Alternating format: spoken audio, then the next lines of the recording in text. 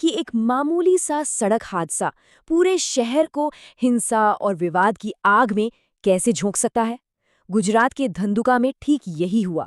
तो आज हम इसी घटना की परतों को खोलेंगे और समझेंगे कि एक छोटी सी चिंगारी ने इतना बड़ा, इतना विस्फोटक रूप आखिर लिया कैसे। तो सवाल यही उठता है, एक मामूली सी बाइक की टक्कर बड़े पैमाने पर दंगों और फिर बुलडोजरों तक कैसे पहुंच गई। ये पूरा जो घटनाक्रम है ये वाकई में चौंकाने वाला है और हमारी आज की पड़ताल इसी सवाल के इर्द गिर्द घूमेगी। तो चलिए कहानी को एकदम शुरू से समझते हैं, उस एक मामूली से विवाद से जिसका अंत जानलेवा साबित हुआ। जरा इस टाइमलाइन पर गौर कीजिए, सब कुछ कितनी तेजी से हुआ।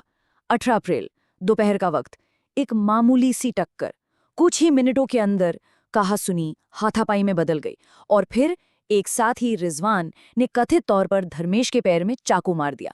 बस कुछ ही घंटों बाद बहुत ज्यादा खून बह जाने की वजह से अस्पताल में धर्मेश की मौत हो गई।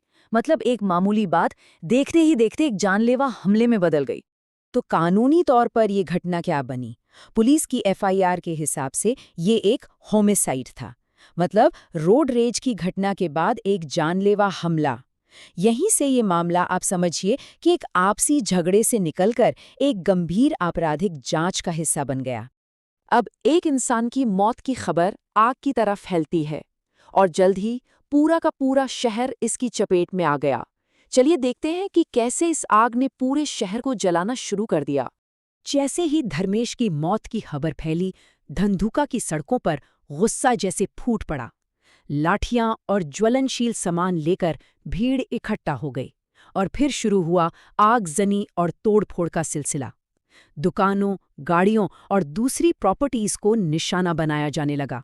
रणपुर सर्कल हो, बरवाला रोड हो या धोलेरा ट्राई जंक्शन, हर तरफ से हिंसा की खबरें आने लगी। यहां तक कि ट्रांसपोर्ट ऑफिस और एक अस्पताल परिसर को भी नहीं बख्शा गया।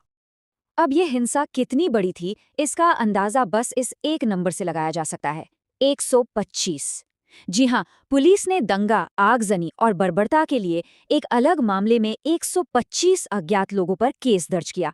मतलब ये कोई छोटी मोटी भीड़ नहीं थी। और यहीं पर आकर मामला और भी ज्यादा उलझ जाता है। इस पूरी अशांति को लेकर दो बिल्कुल अलग-अलग बातें सामने आईं। एक तरफ पुलिस का कहना था, जैसा कि एसपी ओम प्रकाश जाट ने बताया, कि ये कोई सामाजिक या सांप्रदायिक विवाद नहीं है, ये एक मामूली मुद्दे पर दो लोगों के बीच का झगड़ा था। लेकिन वहीं दूसरी ओर माइनॉरिटी कोऑर्डिनेशन कमेटी ने आरोप लगाया कि ये एक खास समूह की साजिश थी जो शांति भंग करना चाहते थे और खास तौर पर मुसलमानों की संपत्तियों को निशाना बना रहे थे। तो ऐसे बिगड़ते हालात में पुलिस और प्रशासन ने क्या कदम उठाए? चलिए अब जरा उनकी आधिकारिक प्रतिक्रिया पर एक नजर डालते हैं। अधिकारियों ने एक तरह से दो तरफा रणनीति अपनाई। पहला था लॉ एनफोर्समेंट एक्शन, यानी पुलिस की कार्रवाई। इसका मकसद था जांच करना, गिरफ्तारियां करना और शहर में शांति व्यवस्था बनाए रखना। और दूसरा था एडमिनिस्ट्रेटिव एक्शन, यानी प्रशासनिक कार्रवाई। इसका फोकस था अवैध ढांचों और अतिक्रमणों को गिराने पर। अब पुलिस की कार्रवाई पर नजर डालें तो कई मोर्चों पर एक साथ काम हुआ। सबसे पहले हत्या के दो मुख्य आरोपी समीर और रिजवान, उन्हें पकड़ लिया गया। फिर जांच के लिए भारी सुरक्षा के बीच क्राइम सीन का रिकंस्ट्रक्शन किया गया। शहर में शांति बनाए रखने के लिए संवेदनशील इलाकों में लगभग 200 पुलिसकर्मी तैनात किए गए। रात भर घर घर जाकर तलाशी अभियान भी चले। और हाँ, अफवाहों को रोकने के लिए साइबर टीमों ने सोशल मीडिया पर भी नजर रखनी शुरू कर दी। मामला कितना गंभीर था, इसका अंदाजा इस बात से लगता है कि एक स्पेशल इन्वेस्टिगेशन टीम यानी एसआईटी भी बना दी गई। इस 4 सदस्यों वाली टीम को एक दोहरी जिम्मेदारी दी गई। सिर्फ हत्या की जांच नहीं करनी थी, बल्कि उसके बाद जो दंगे हुए उनकी भी गहराई से जांच करनी थी।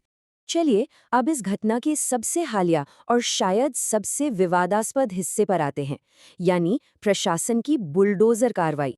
हत्या के ठीक 3 दिन बाद 21 अप्रैल को धंधुका में बुलडोजरों की एंट्री होती है। तो इस विध्वंस अभियान में हुआ क्या? लगभग 15 अवैध इमारतों और अतिक्रमणों को गिरा दिया गया।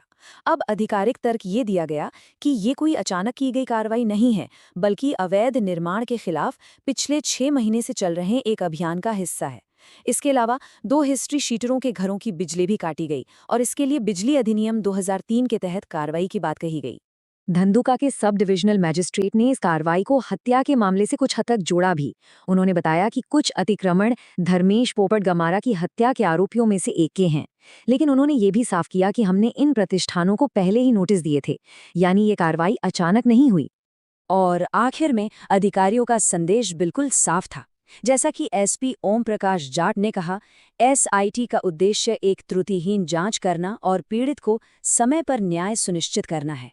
मतलब फोकस एक निष्पक्ष जांच और न्याय पर है। और ये पूरी घटना हमें एक बहुत बड़े सवाल पर लाकर छोड़ देती है। जब बल और कानून के जरिए व्यवस्था तो बहाल कर दी जाती है, लेकिन उसके बाद एक समुदाय पर क्या निशान रह जाते हैं? क्या ऐसे कदम जख्मों को भरते हैं या फिर और भी गहरे घाव छोड़ जाते हैं? ये एक सोचने वाली बात है।